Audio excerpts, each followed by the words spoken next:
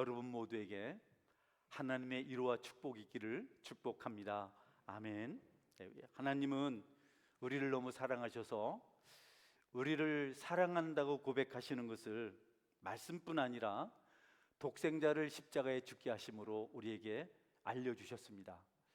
아들을 주시면까지 내가 너희를 사랑한다 이렇게 말씀하셨고, 또 하나님은 우리가 하나님을 사랑하는 하나님의 사람들을 세우기를 원하고 계십니다.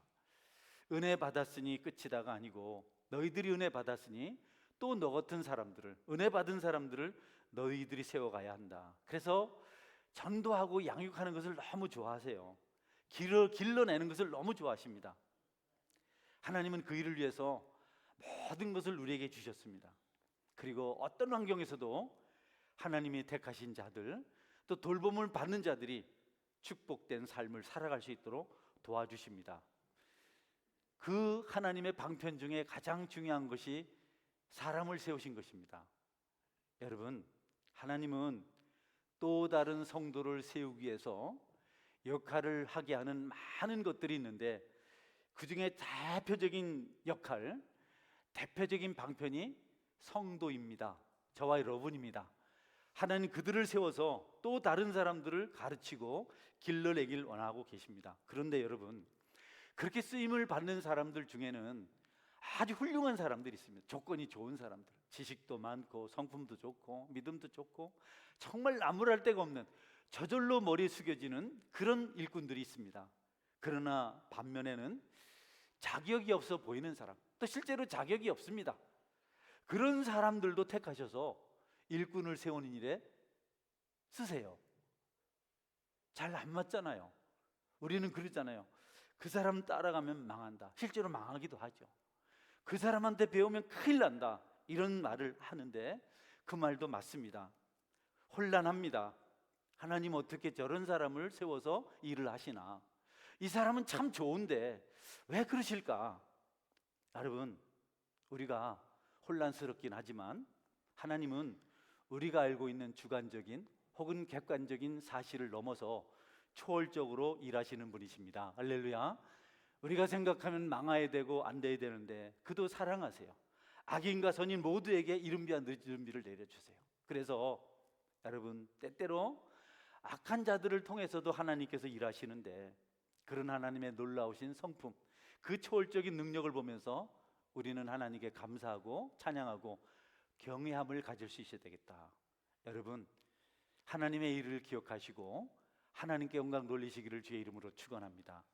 그 사람 안 돼요 그러지 말고, 그도 사용할 수 있고, 그 사람 딱 맞아요, 너무 또 그러면 또 미안하고.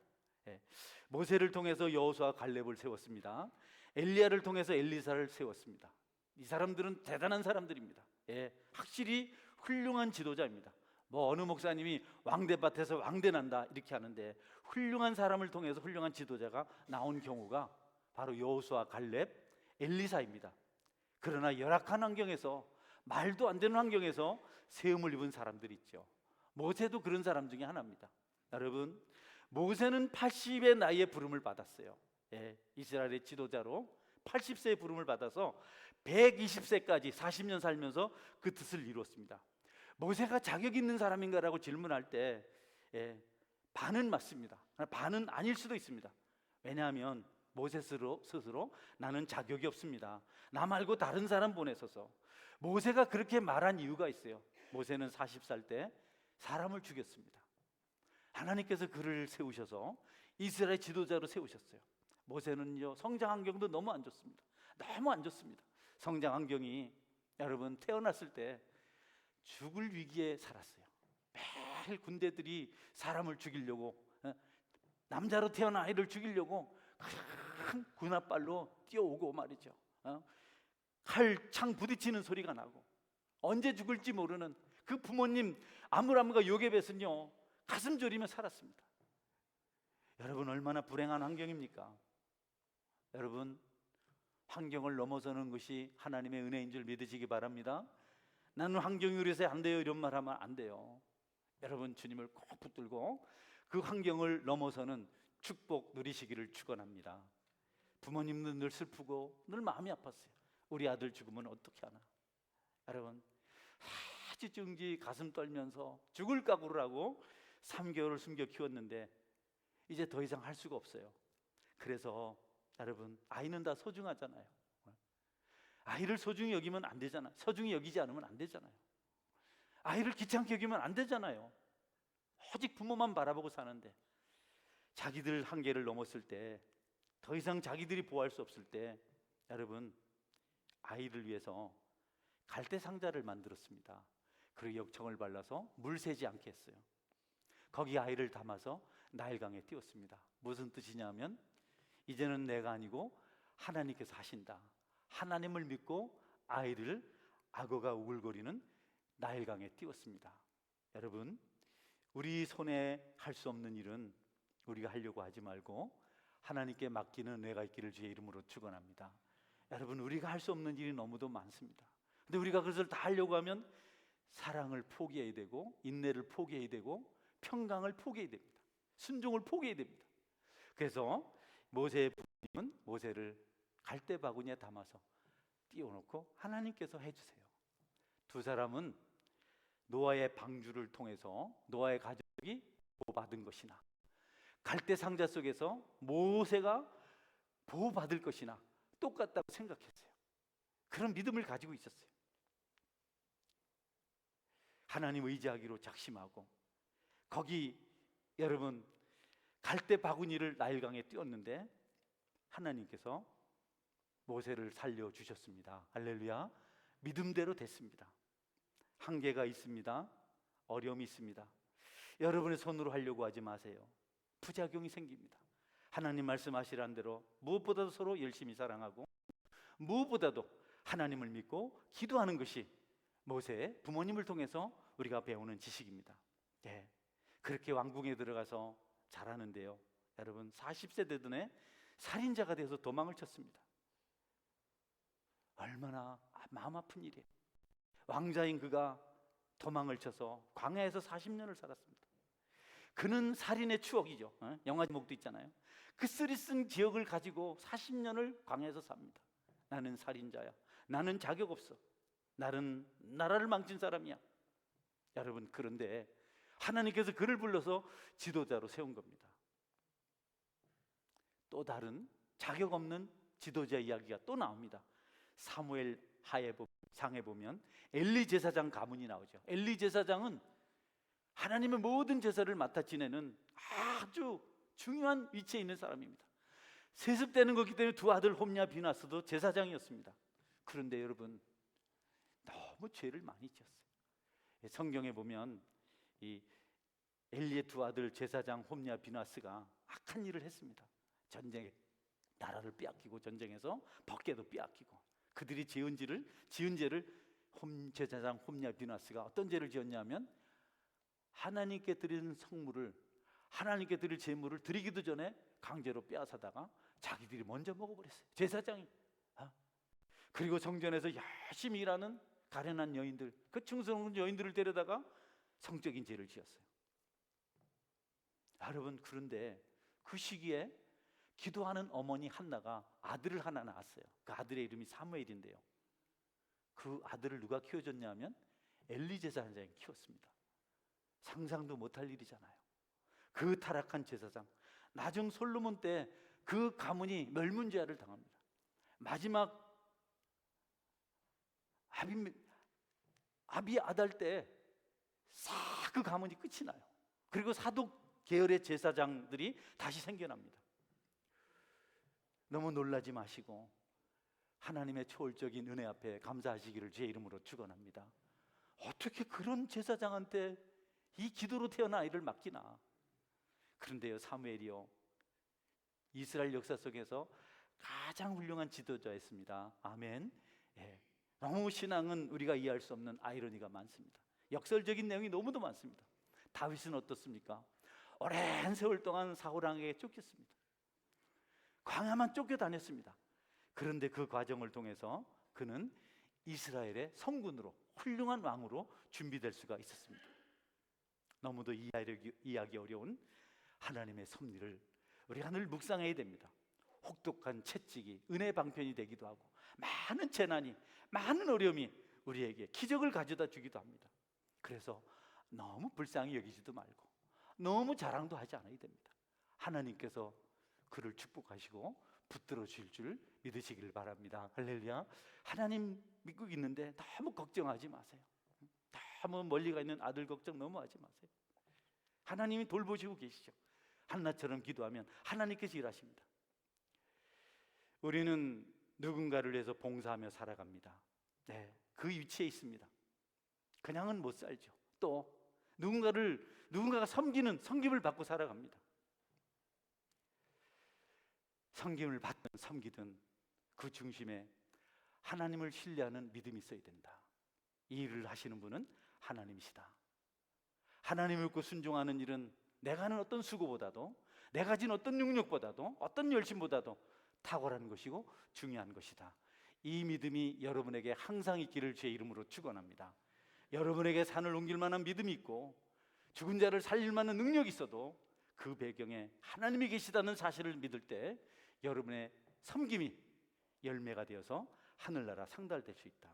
사람들은 상식과 논리와 이성의 영역을 넘어서면 불편해지기 시작해요. 그리고 불안해합니다.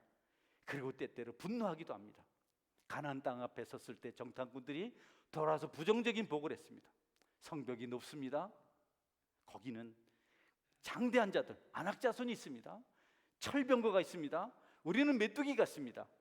여러분, 순식간에 이스라엘 백성들이 불신, 원망, 불평으로 이제 애굽으로 가자. 그리고 모세와 갈렙과 여호수아를 향해서 돌을 던지려고 했어요.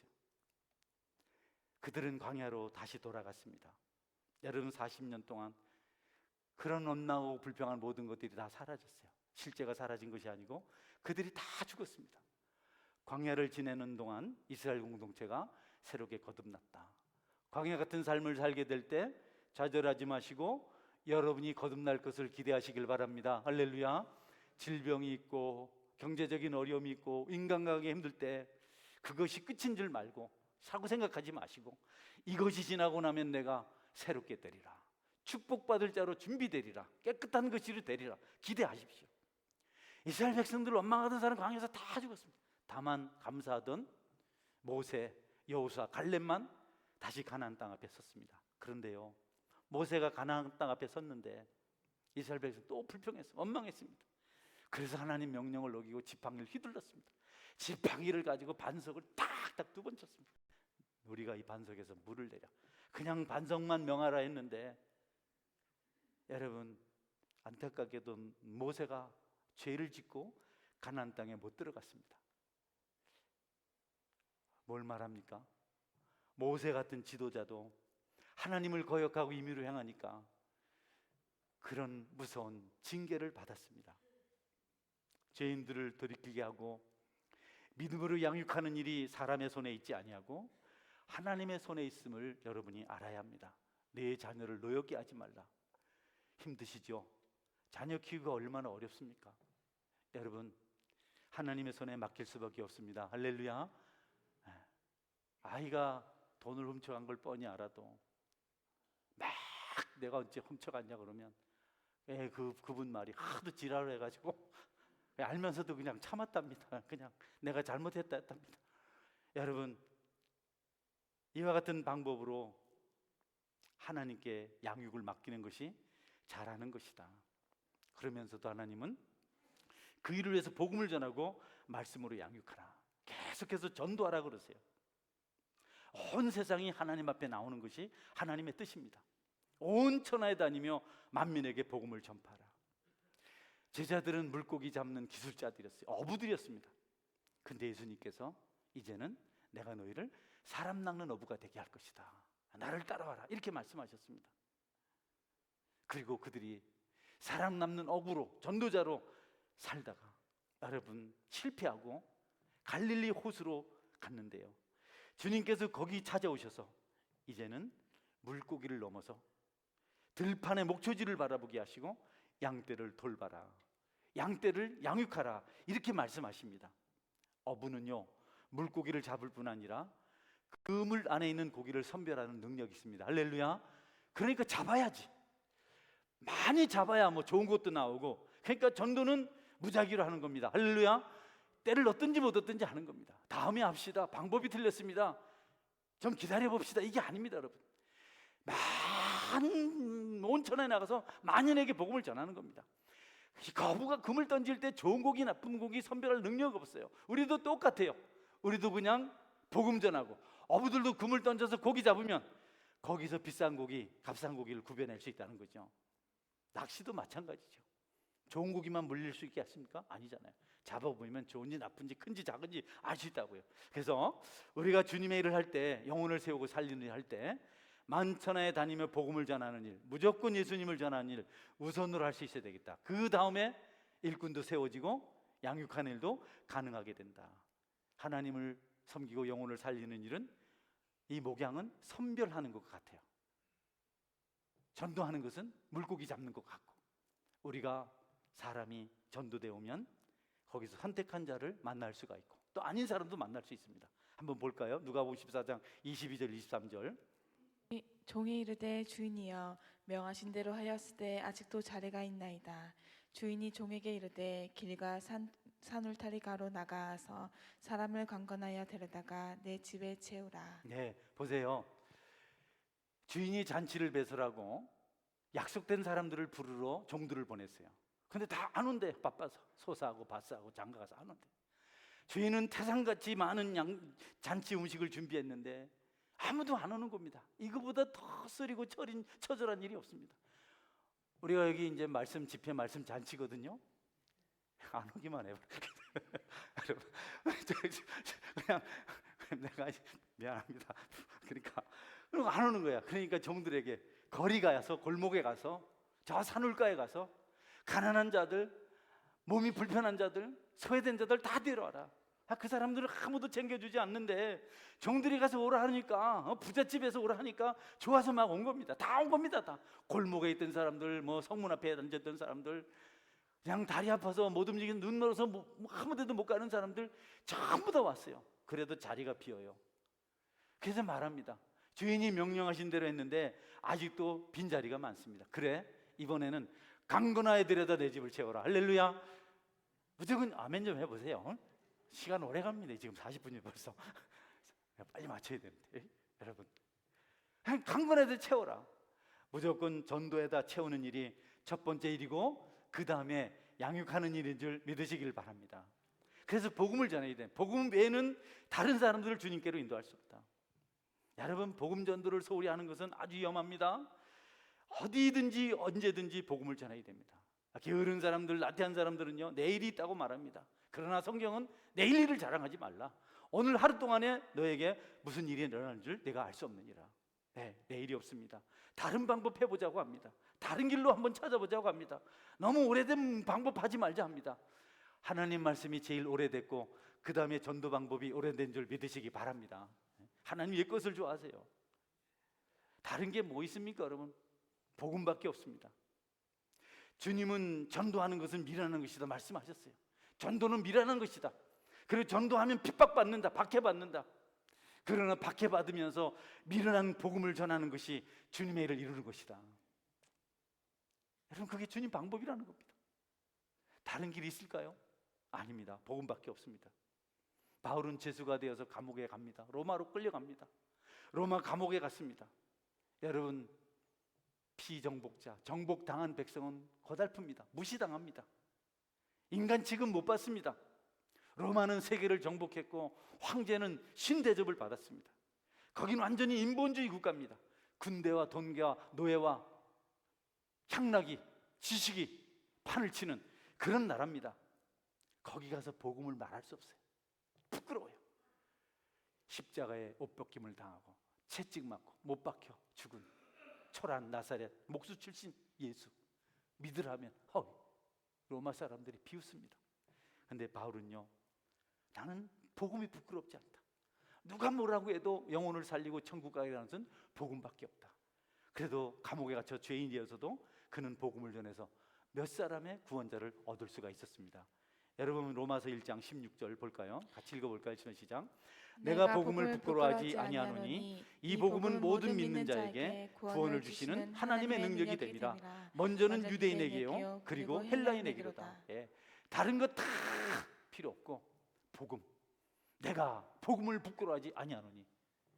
이 복음은 모든 믿는 사람에게 구원을 주시는 하나님의 능력이 됩니다. 먼저는 유대인에게요, 또한 헬라인에게로다. 나는 복음 부끄러워하지 않는다.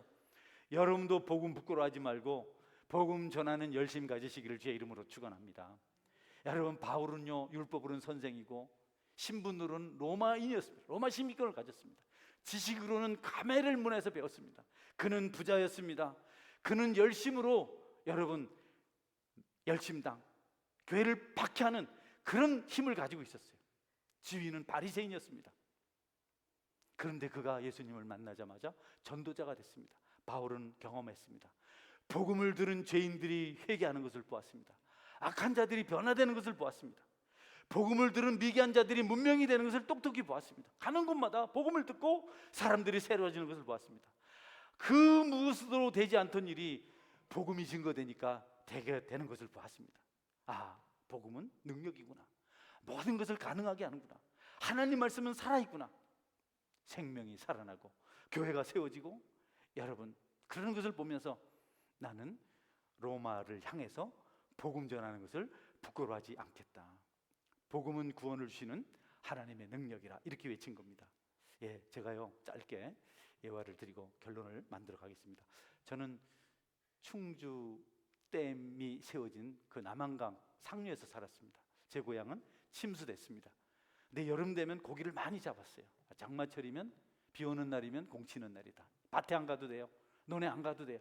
그러니까 고기 잡으러 가요. 예.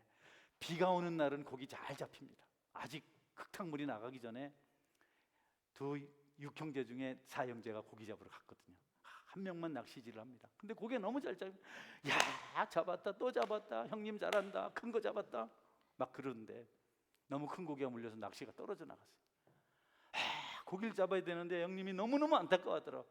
그러니 강 건너 이미 물이 들어서 많이 강폭이 넓은 저쪽에서 친구 이름을 부르서 낚시 있니? 야, 나 낚시 있어. 그러니까 그쪽에서 하나 있어. 이렇게 내가 갈게 하더니 형님이요 옷을 보고 뛰어들더라고요. 낚시 가지러. 낚시하는 사람 여기 있는데요, 저기 가서 낚시를 하나 얻어서 왔어요. 또 다시 이렇게 왔어요.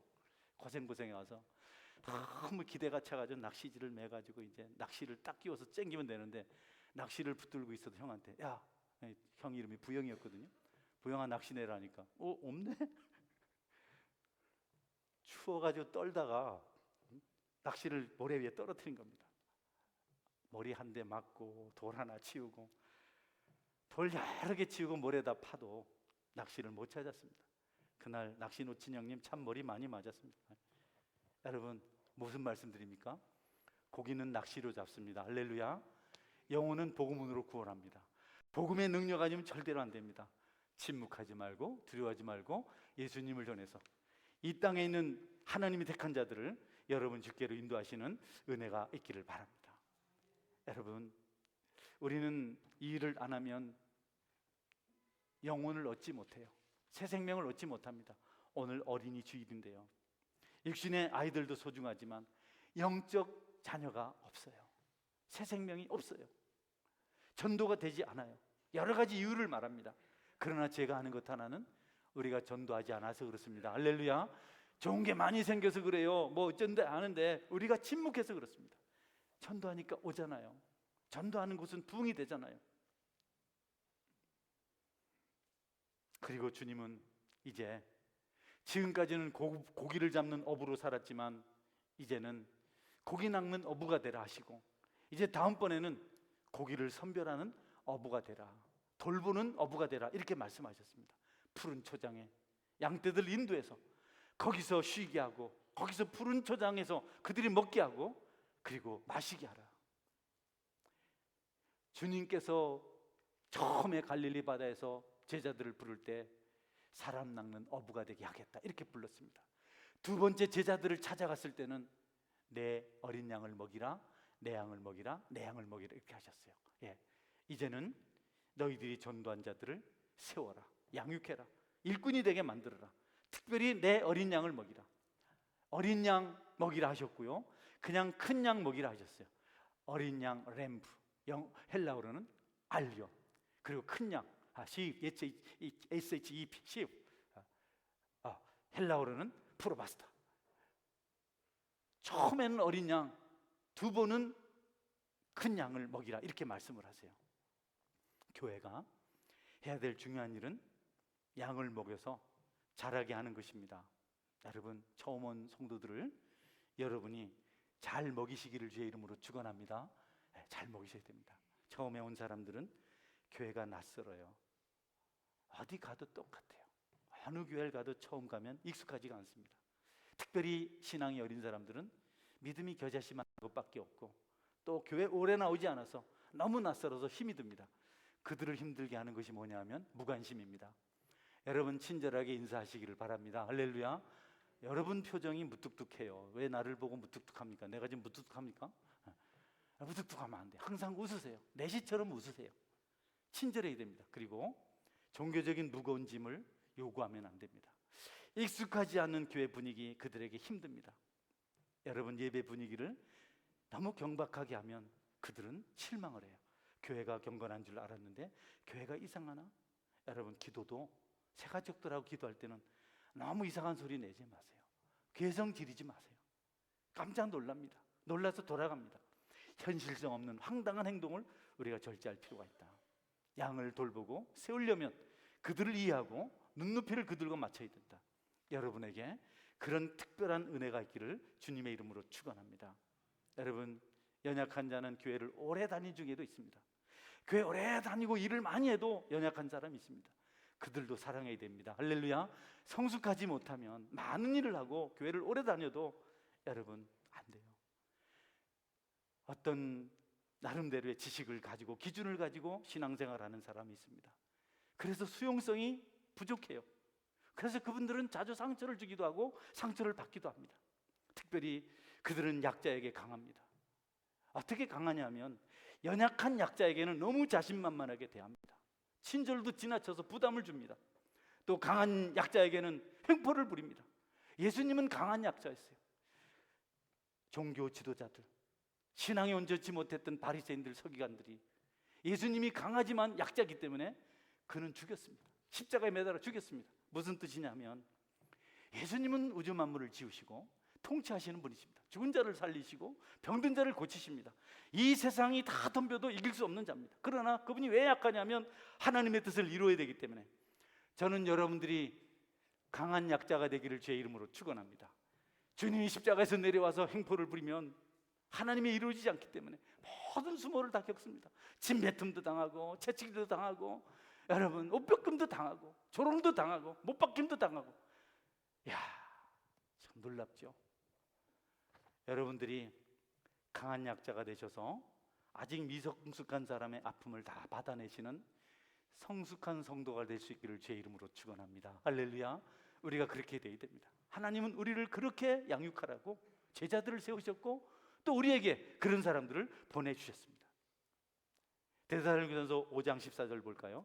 또 형제들아, 너희를 권면하노니 게으른 자들을 권계하며 마음이 약한 자들을 격려하고 힘이 없는 자들을 붙들어주며 모든 사람에게 오래 참으라. 아멘. 여러분, 오래 참아주세요. 붙들어주세요. 격려해주세요. 그래야 교회죠. 그래야 하나님의 사랑이죠. 어린 양, 연약한 어린 양 개념, 그것은요 아주 범위가 넓습니다. 갓 태어난 아이들 어린 양일 수 있어요.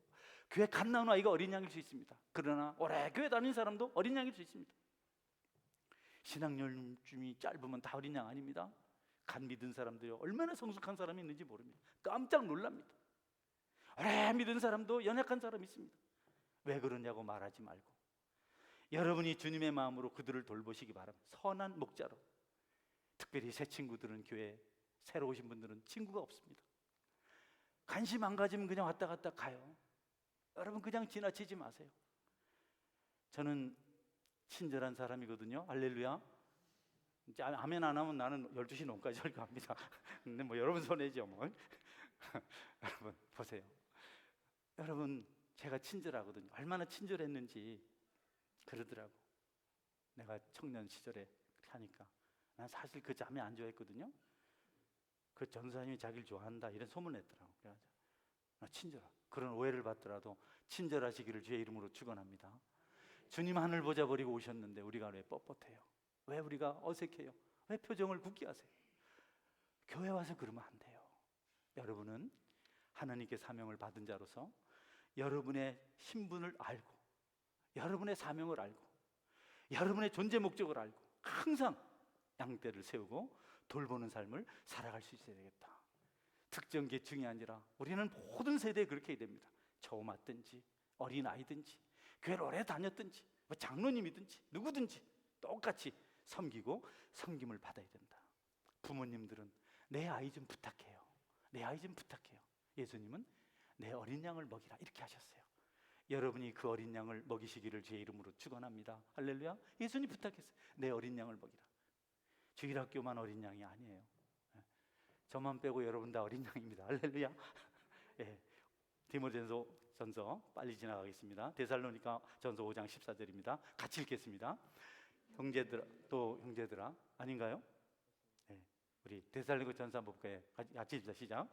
또 형제들아 너희를 권면하노니 게으른 자들을 권계하며 마음이 약한 자들을 격려하고 힘이 없는 자들을 붙들어주며 모든 사람에게 오래 참으라. 힘이 없는 사람, 약한 자들 붙들어주고 오래 참아라. 게으른 자들 권계해주라. 이런 말씀을 하고 있습니다. 마지막 특별한 유형의 어린 양만 말씀드리겠습니다.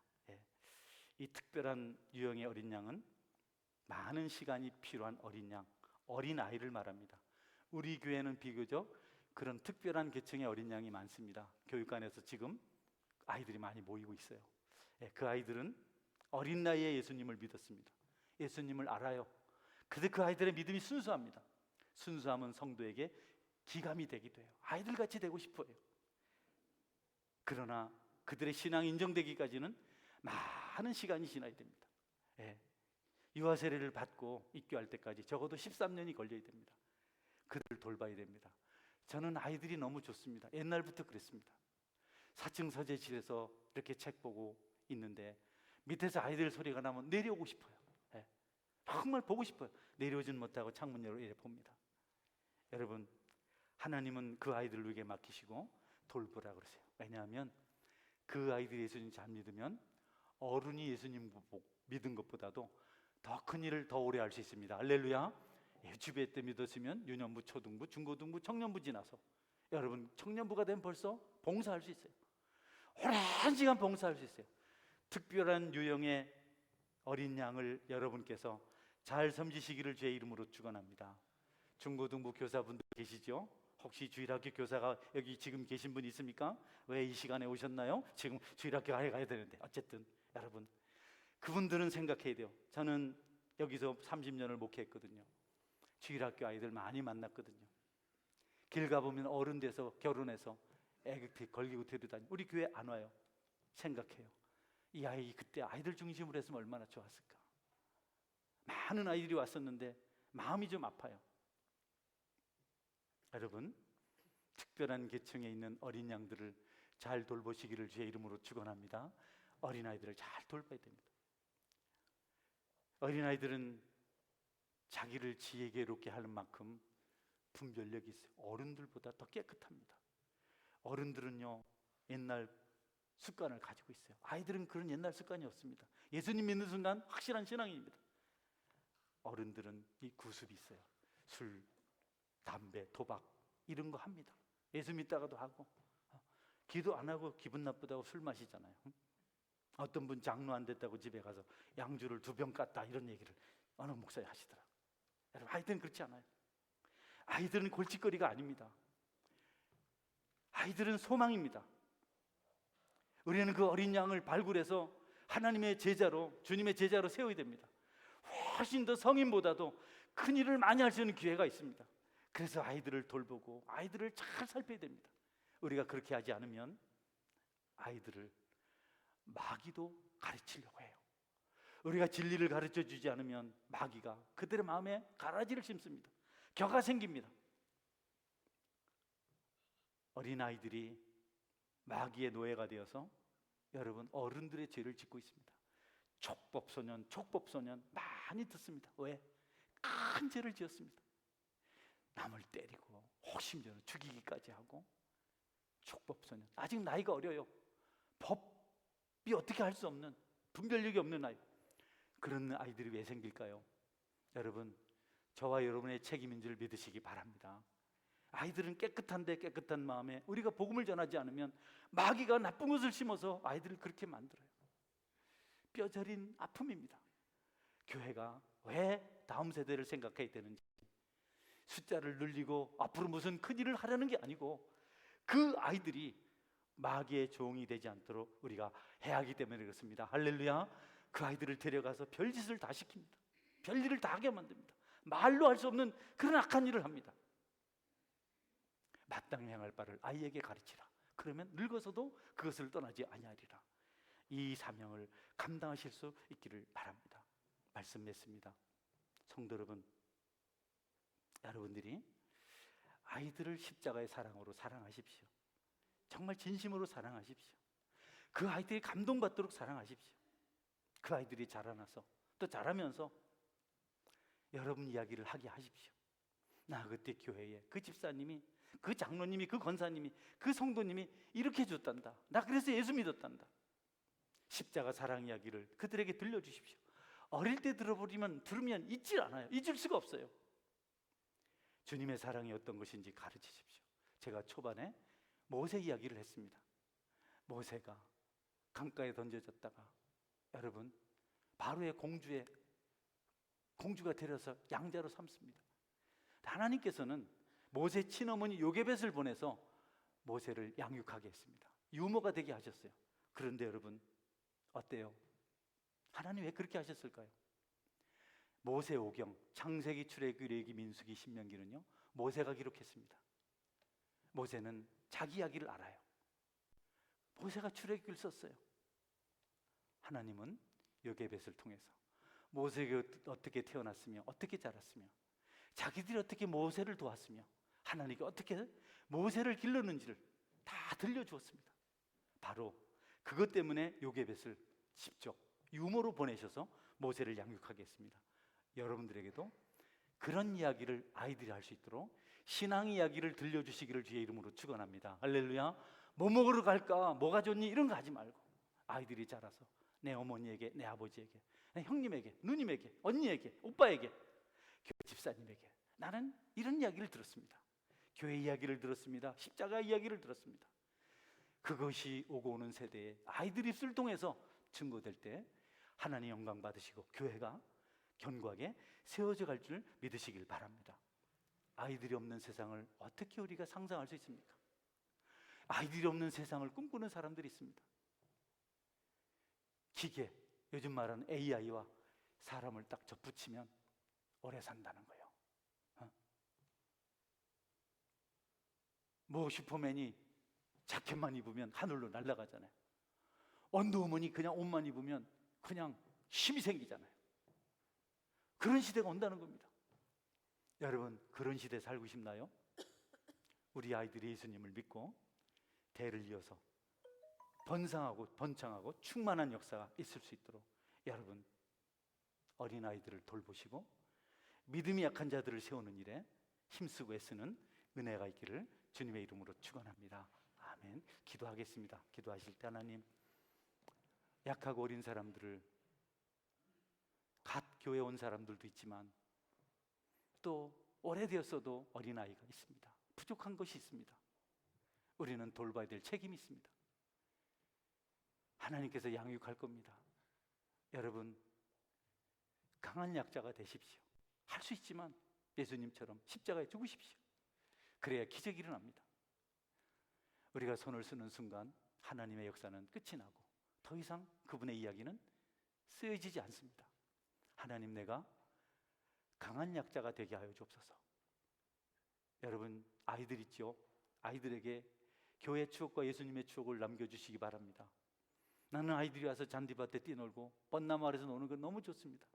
이 아이들이 이 기억을 가지고 교회를 잊지 않았으면 좋겠다. 그런 추억을 가진 교회, 그런 다음 세대가 될 수 있도록 같이 한번 기도하겠습니다. 기도합니다. 전능하신 하나님